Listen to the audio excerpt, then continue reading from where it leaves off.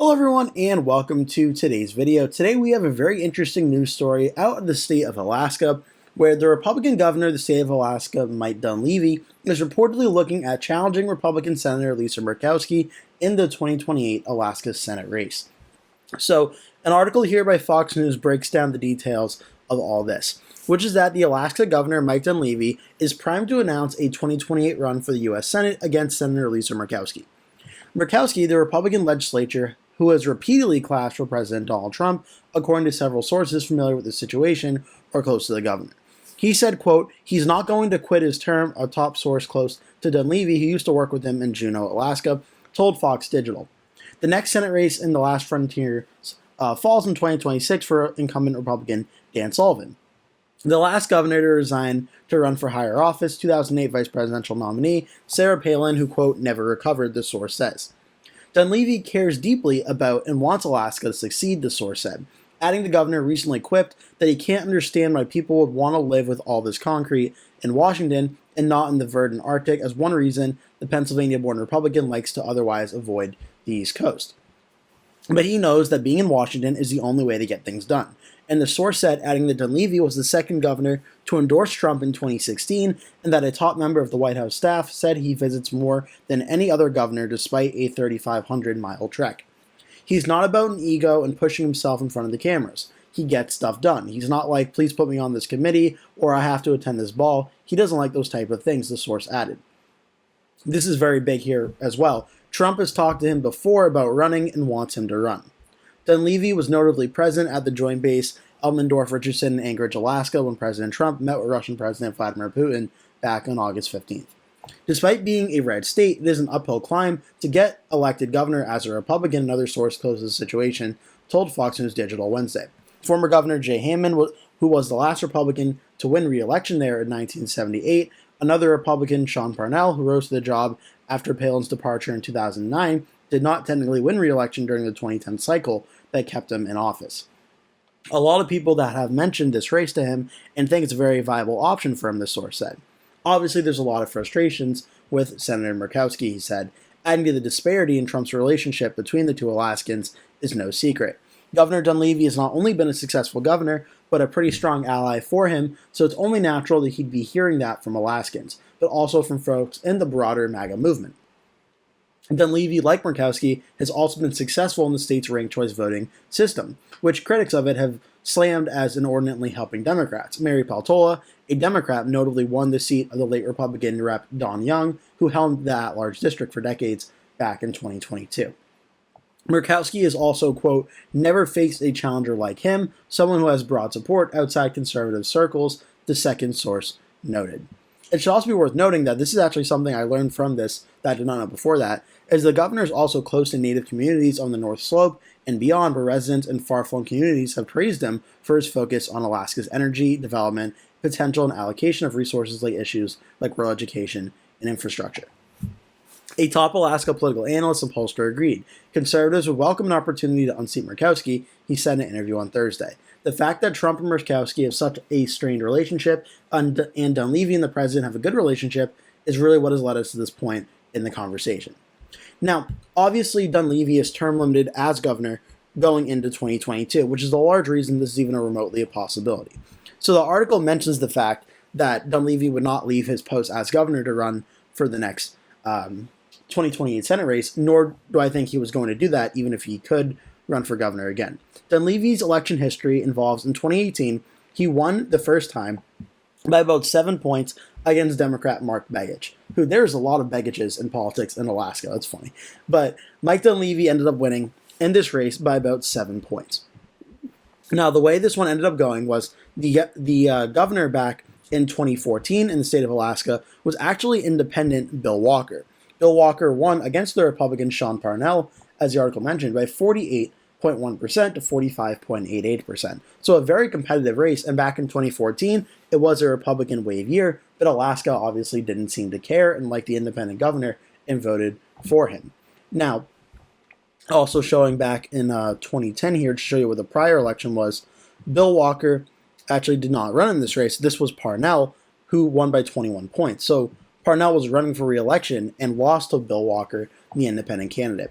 Now, 4 years later, in 2018. This time around, Walker was not able to do as well as he did in that one. In 2018, we saw that Mike Dunleavy was leading in a lot of the polls. Bill Walker was polling in a very distant third place, while the Democrat Mark Begich was putting up a very significant fight for such a red state like Alaska. And it ended up being an incumbent who did withdraw from the race because he did not have enough support to justify staying in it. He'd essentially be splitting the vote away from Mark Begich, and that's pretty much what happened there. But Dunleavy ended up winning 51.44%, Begich getting 44.41%, and Bill Walker, though he dropped out, still got around 2% of the vote. Then we come forward to 2022. As we saw the very close elections of the past few years, this one was not very close, Dunleavy winning with 26.1% of the vote. And I do believe in 2018 ranked choice voting, though it was not technically required yet in Alaska, in 2022 it was, but that was not necessary as Mike Dunleavy broke 50% of the vote on the first round, getting 50.29%. So that's where things were at the governor level in the state of Alaska. At the presidential level, it's also interesting because Alaska is a pretty reliably red state, voting for Trump by 13.1% in 2024. It voted for Trump by only 10 points in 2020 and voted for Trump by 14.7 in 2016. Mitt Romney also won it by 14 points in 2012. So it's right around that double-digit number at the presidential level. Now, the Senate race is very interesting. In 2022, Lisa Murkowski ended up winning against the Republican Kelly Tshibaka by about 46.3%. And I have the page pulled up here in the Wikipedia because I want to go on it a little bit more in depth. So Lisa Murkowski was the incumbent U.S. Senator, obviously, and her and President Trump frequently disagree and spat in the media and such, and on social media and such. And President Trump really wanted to primary her out and get a different Republican in there.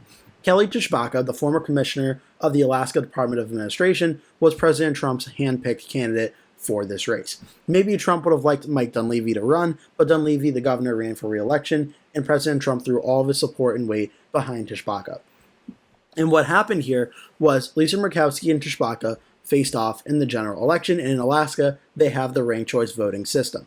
So the way it works is the winning candidate must break 50% of the vote, and on the first round of voting, if no one breaks 50, the last place candidate's taken away. Their votes are reallocated to their second and third choices and such, and going forward until there's only two candidates left and one breaks 50% because they have to at that point.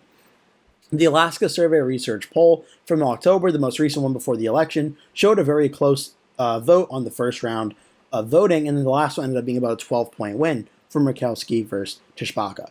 And that's pretty much where things looked like it was ending up, but on election day, it was still pretty close. Murkowski and Tshibaka on the first choice round, Murkowski only won 43.37% to Tshibaka's 42.6%. So it was a pretty close split at that point, including a Democratic candidate, Pat Chesbrough, who won 10.37% of the vote, roughly 27,000 votes.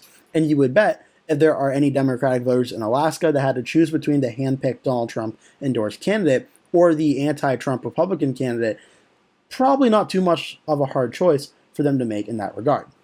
There's also another Republican in the race that did withdraw, but he did get roughly 7,500 votes that did have to get allocated as well. So the first choice happens, the first round happens where the write-in candidate is taken away, then the second round where the Republican candidate that withdrew is taken away, and it ends up with 44.49, 44.32, and then the Democrats' 29,134 votes. So then the Democrats' votes are taken away and allocated to Murkowski and Tshibaka. And what happens here? We see the votes for Tshibaka go from 115 to about 117, but Murkowski goes from 115 all the way up to 136. So most of those 29,134 votes, roughly just doing quick math here, about 21,000 or so of them ended up going towards Lisa Murkowski. Only about 2,000 ended up going towards Kelly Tshibaka. So it was a very close election, very competitive election, but it was enough for Lisa Murkowski to pull out the victory. So I'm bringing this up for 2028 because things are going to be very interesting. Because if Murkowski does decide to run for Senate in 2028 again, and if she does choose to do so as the Republican incumbent, there's always some rumors that Murkowski may leave the Republican Party and run for re-election as independent if she does. And that scenario could be very interesting as well. But if Murkowski decides to run again for re-election and face off against Mike Dunleavy, we may see a very similar situation to what happened in 2022. But that being said, given Dunleavy's popularity as governor of Alaska, I think it would be a much more formidable challenge to Murkowski than Kelly Tshibaka did. Yes, Tshibaka had the endorsement of President Trump and pretty much all the support thrown behind her, but Mike Dunleavy also has the mantle of being the governor, or this time former governor of the state of Alaska, when this race does end up happening. So there is real potential, as this was only about a 7-point race, that Murkowski could be primary challenged by Mike Dunleavy. But as this race also showed, that Lisa Murkowski taking her down is going to be a very difficult fight. But obviously this race will be up in 2028, not 2026, so there's still a long ways to go about this. The Senate map in 2022 will be the Senate map that is up. It's possible also, after serving multiple terms, Lisa Murkowski may decide just to retire in 2028 and not want to go through another electoral fight like she did in 2022.